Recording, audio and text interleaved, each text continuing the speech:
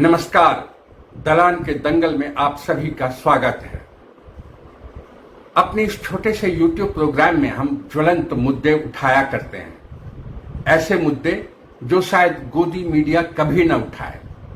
गोदी मीडिया कभी नहीं बताएगी आपको कि साल 2019 से लेके 2025 के बीच इंडस्ट्रियलिस्ट गौतम अडानी की दौलत में 625% की बढ़ोतरी हुई है। बहरहाल पिछले एपिसोड में हमने मध्यम वर्गीय परिवार को लेकर के एक रिपोर्ट दिखाया था आपको कि किस तरह मध्यम वर्गीय परिवार ईएमआई, लोन, बेरोजगारी, कम वेतन के बीच पेंडुलम की तरह झूलता रहता है। वहीं दूसरी तरफ आज धन्ना सेठ पिछले कुछ वर्षों से बेशुमार दौलत जमा कर रहे हैं। सेंटर फॉर फाइनेंशियल अकाउंटेबिलिटी ने अपने अध्ययन में अति धनाढ्य श्रेणी में उन लोगों को रखा है जिनकी संपत्ति 1000 करोड़ रुपए या उससे अधिक है। 2019 से लेकर 2025 के बीच 1000 करोड़ रुपए या उससे अधिक संपत्ति रखने वालों की संख्या करीबन 77% बढ़ी है। इसी अवधि में इन लोगों की संपत्ति में भी 227% का इजाफा हुआ है। 2019 में इनकी कुल संपत्ति लगभग 31 लाख करोड़ थी, जो 2025 में बढ़कर 88 लाख करोड़ हो गई। इसके अलावा अध्ययन में यह पाया गया कि देश के 5 सबसे अमीर परिवारों की संपत्ति इन 6 वर्षों में 400% बढ़ी है। इन परिवारों में शामिल हैं मुकेश अंबानी, गौतम अडानी, सावित्री जिंदल का परिवार, सुनील मित्तल का परिवार और शिव नादर। यानी देश की अर्थव्यवस्था तो बढ़ी, लेकिन दौलत कुछ हाथों में तेजी से सिमटती चली गई। इस दौरान अंबानी की संपत्ति 153% बढ़ी, जबकि अडानी की दौलत 625% बढ़ी है। रिपोर्ट में दावा किया गया है कि वर्तमान समय में भारत में असमानता का दर ब्रिटिश काल के दौरान जितनी थी उससे ज्यादा है, उससे बदतर हो गई है। देश का सबसे अमीर 1% वर्ग 40% से अधिक राष्ट्रीय संपत्ति पर नियंत्रण रखता है। शीर्ष 10% लोग लगभग 60% राष्ट्रीय आय पर कब्जा रखते हैं, जबकि नीचे के 50% लोग सिर्फ 15% पे गुजारा करते हैं। रिपोर्ट में यह भी बताया गया है कि भारत में डॉलर अरबपतियों की संख्या 1991 में सिर्फ एक थी, जो 2025 तक बढ़कर 358 यानी 358 से अधिक हो गई।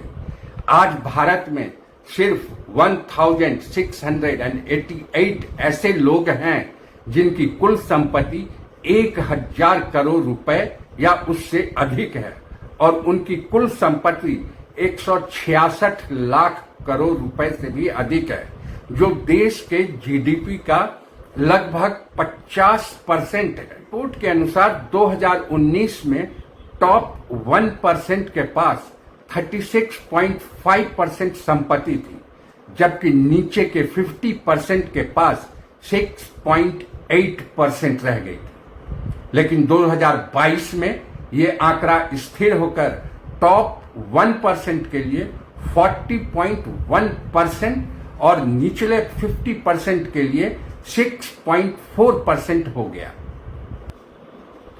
अध्ययन में यह भी बताया गया कि भारत में अरबपतियों की कुल संपत्ति का लगभग 90% हिस्सा उच्च जातियों के पास है। रिपोर्ट में यह दावा किया गया कि अगर इन धन्ना सेठों पे टैक्स लगाया गया तो सूरत हाल बदल सकती है।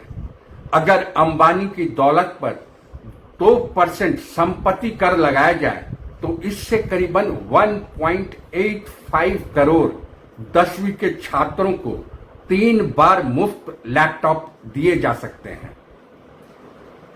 इसके अलावा 2.85 करोड़ महिलाओं को 18,000 रुपए देने में हर साल लगभग 51,300 करोड़ रुपए खर्च होंगे।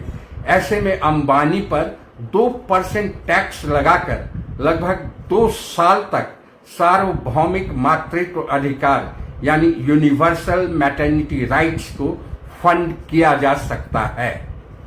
इसी तरह अब अडानी जी की बात करते हैं। अडानी की दौलत पर 2% टैक्स लगने से पूरे देश में 2 साल से अधिक समय तक प्राथमिक स्वास्थ्य सेवाएं मुफ्त चलाई जा सकती हैं।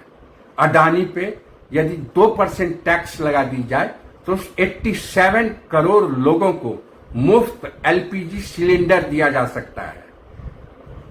दूसरी तरफ जिंदल परिवार पे अगर 2% टैक्स लगे तो अनुसूचित जनजाति के लिए 9 साल और अनुसूचित जाति के लिए 14 साल तक छात्रवृत्ति दी जा सकती है।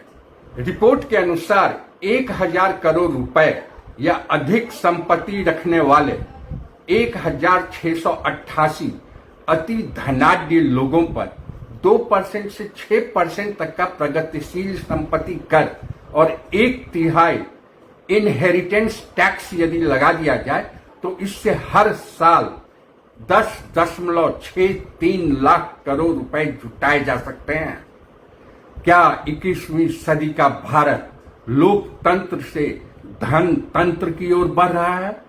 क्या ये नए चंगेज खान हैं जो तलवार नहीं पूंजी से राज कर रहे हैं? सोचिए, अगर 5 परिवारों की दौलत 400% से ज्यादा बढ़ सकती है, अडानी की दौलत 625% से ज्यादा बढ़ सकती है, तो 140 करोड़ लोगों की जिंदगी क्यों नहीं बदल सकती? सभी को मिलकर सोचना होगा। बहरहाल आज इतना ही। आप हमारा चैनल देखते रहिए और क्रांतिकारी कमेंट करते रहिए। धन्यवाद, शुक्रिया।